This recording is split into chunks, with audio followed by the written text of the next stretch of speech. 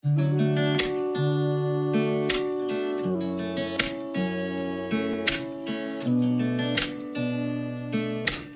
vivas solamente por vivir.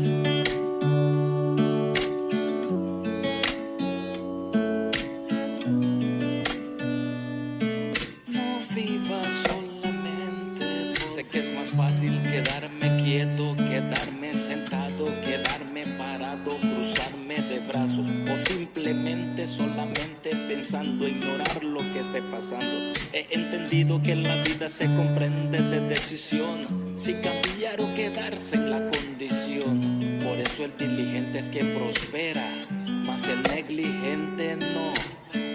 No puedo quedarme como estoy. Yo sé que debo seguir subiendo escalón. No puedo conformarme en esta condición. No puedo conformarme en esta condición. No puedo quedarme como estoy. Yo sé que debo seguir subiendo escalón. No puedo conformarme en esta condición. No puedo conformarme en esta condición. Agua que no corre empieza a llover. ¿Por qué no haces algo si dices que tienes fe? Quedándote parado nada vas a resolver. Vas a estancarte y luego vas a maloler. Esta situación que estorba en tu vida hoy no te deja ser feliz. Admítelo, si no te levantas mañana será peor y lamentarás porque no tomaste tu decisión. No puedo quedarme como estoy.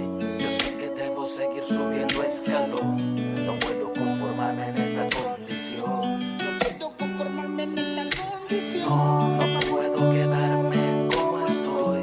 Yo sé que debo seguir subiendo escalón. No puedo conformarme en esta condición. No puedo conformarme en esta condición.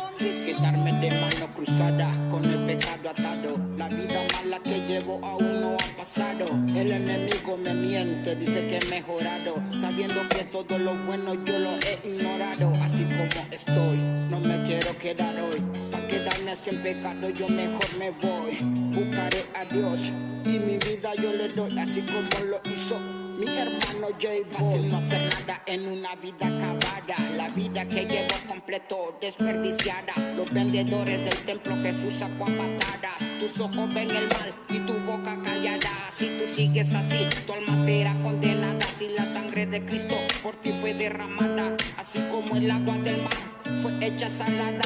Si la sal pierde sabor, a la calle será echada. Una vez estando allí, será pisoteada. Diligente abre camino, la ruta ya está trazada.